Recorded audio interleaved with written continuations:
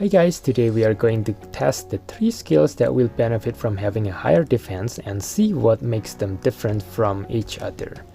If you have watched my previous videos on Seal of Loyalty Kizmel, in that video we found out that the damage on these 3 skills does not increase by the same amount, even when we increase the defense by the same amount. We will take a look at why they are different and see the secret behind it. But before we begin, please like, share and subscribe for more SAO integral factor contents.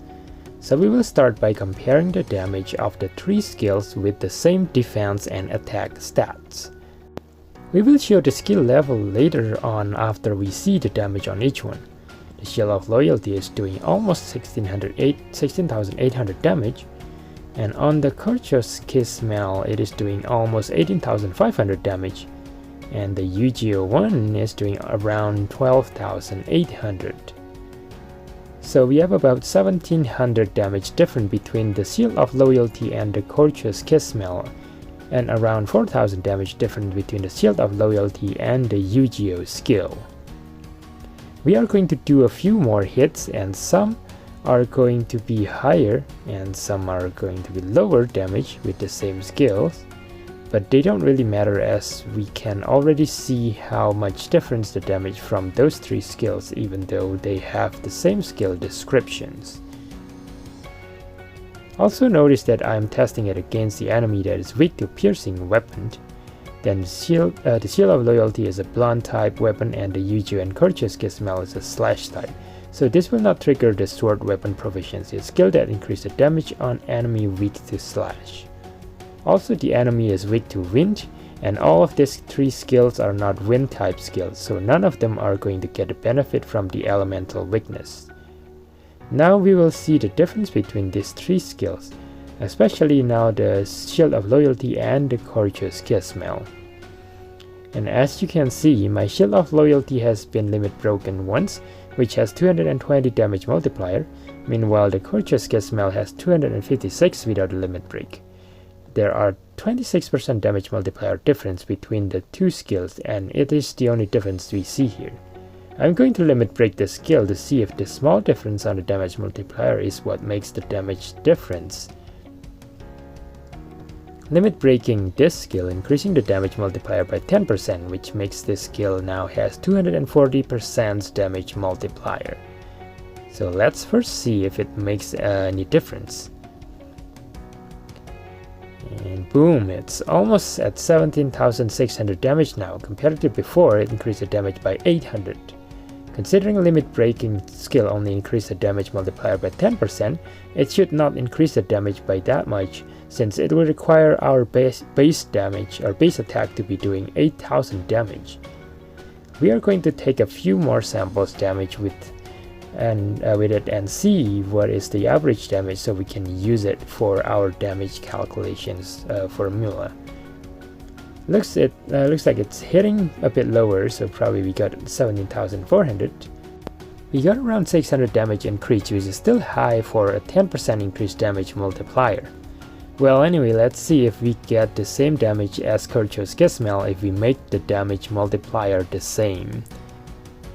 And for that, I will need to limit break the skill one more time and enhance the skill to max level. Now, limit breaking the skills is an expensive operation since Memoria Needle is something that we can get easily in the game. We usually get the small needle from the events reward and the dungeon rewards. And we need 100 small needles to limit break a 4-star skill. So it's quite rare material and expensive operation to execute, so I was hesitating to do it at first. But for you guys and for the sake of the science, I will sacrifice my memory needles to limit break these skills, to find proof on how this skill really works. So after enhancing the skills, and damage multiplier is now sitting at 256%, which is the same as our Courteous Kizmel. Okay, so now let's compare the damage of these 2 skills again. If the theory is correct, then it should now do the same damage against the turtle monster. Let's start with the Shield of Loyalty first. It's almost 18,800. And the Courteous Kizmel is doing 18,600 damage now.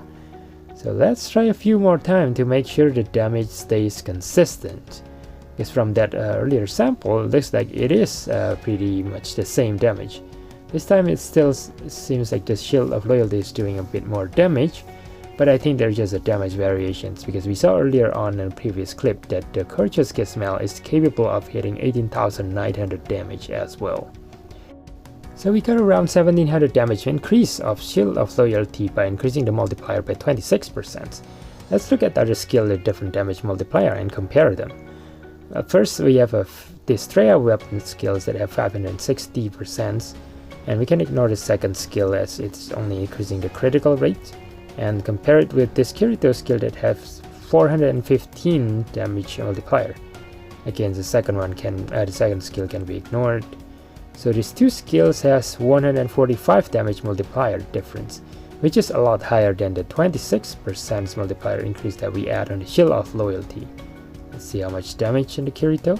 8,348. And Estrella is doing a critical damage. Well, we don't want to see the critical damage, so let's try one more time. And it's still doing a critical damage again. Okay, we're going to try it one more time, and hopefully this third time is a charm, so it doesn't hit critical. Yes, it doesn't. So it's at 10,624. It's only 2,300 damage difference. Let's try a few more times to see if it is only a damage variations, and this time it's doing 11,400, which is around 3,000 damage difference, and comparing it to what we saw earlier with limit breaking the Shield of Loyalty, we should get around 3,000 damage when with the multiplier is increased around 50%. But with these two skills, it seems like we almost need 150% to get a 3,000 damage increase.